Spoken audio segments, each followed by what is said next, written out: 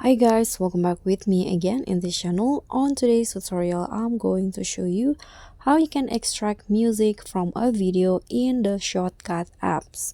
So if you want to use music from an existing video for your edits, here how you can extract it first.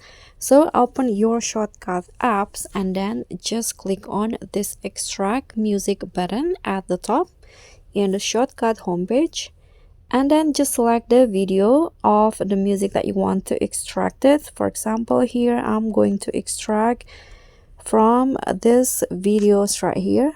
Here you can also trim the audio.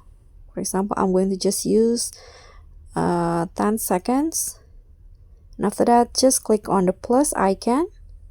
Now the audio is extracted, so you can find it at the top right corner.